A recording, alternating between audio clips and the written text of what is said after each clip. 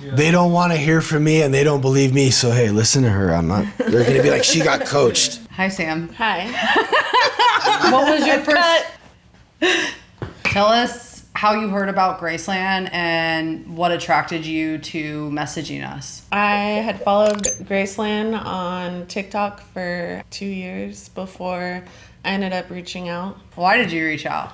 I was on a weekend binge that I couldn't get out of. I had the ultimatum of either moving out of my house or going to rehab. And I said if I was going to go to rehab or sober living, that the only place that I would go is Graceland, thinking that my mom wouldn't send me away that far. They said okay, and so I contacted Madison. I changed my mind last minute because I was afraid of the structure of the house, and I ended up in some really shitty sober living. I freaked out and I called Madison and I came here. Yeah.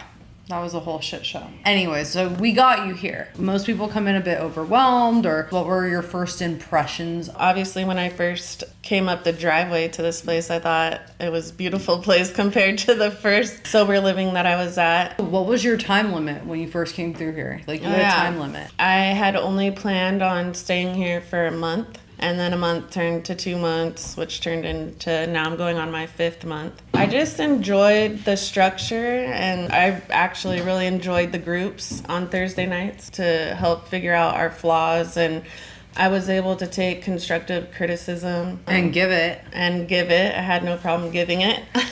I feel like during this time, though, for you, like, because you're a mom, you have a family at home, I felt like you kept prolonging your time because you needed it to get well, and you realized that you needed a stronger foundation before going back home. Yeah, and I definitely got that here. I feel satisfied with my stay here. I feel confident in my sobriety, and I'm ready to go. And I want to stay close. Yeah, I think that, you know, you're the perfect example of, that, like, we can help moms and, like, dads and, like, people with families, you know, and, like, you don't have to stay a year. Like, there's an opportunity for you to still be a part of the community and still get the support, and, like, you could leave on good terms and doing it the right way. What helped was that I was able to see my family. They were able to come here. The kids went swimming. They came out here. They stayed at a hotel down the street. We went to the beach. And then I was able to go home on the weekends after a certain amount of time. And that helped with easing me back into going home. Yeah. We put parents and those with families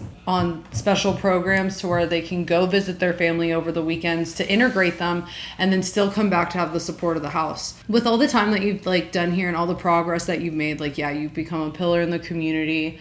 But if there was, like, someone out there, it doesn't have to be a mom, just, like, a person out there, what would you say to them to, like, help them make the call? Doesn't have to even just be to Graceland, to, like, any program. Give in and give yourself a chance. You can have fun in sobriety. I mean, life's so much easier being sober. And then for anyone who's, like, scared to pick up the phone to Graceland, what would you say to them about, like, your perception on the house? Like I said, I was scared at first, but I was super happy after I got here. It was an easy transition. Everybody was super welcoming. The staff is, like, super easy to talk to. There's staff members that have been through the house, and that made it a lot easier too. Why do you think that when people leave, they come back?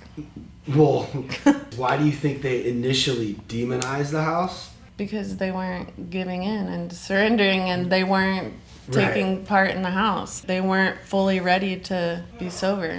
This is something I've been talking about with my therapist a lot lately that I realize. It's like, if you make a decision to quit something, it's a lot easier if that thing was shit anyway to begin with. Mm-hmm. It's like, I quit it because it wasn't right for me. When the truth is, it's too hard to be like, yo, that place was dope, but I had to leave because I couldn't do it. It's almost like when you get mad at your parents for disciplining you and you, like, know it's the right thing, but you're like, fuck them, dude, my parents suck. Mm-hmm. But then a better question for you would almost be like, why do you think people come back? And how many people have you seen come back? With my short time of being here, I think it's been like 3 people, right? Yeah. That have left and then have said, fuck this place, whatever, talk shit on it, and then picked up the phone and begged to come back. It's crazy. Like, literally begging to come back. Right. Why?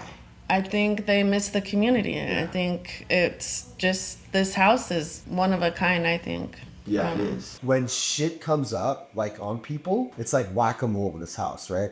Why? And then we get to address it, right? So none of that really even happens. Sometimes I wonder how much she actually got out of the house because she never really caused any problems. I've been amazed, and every once in a while you get a resident that's just like ready, you know what I mean?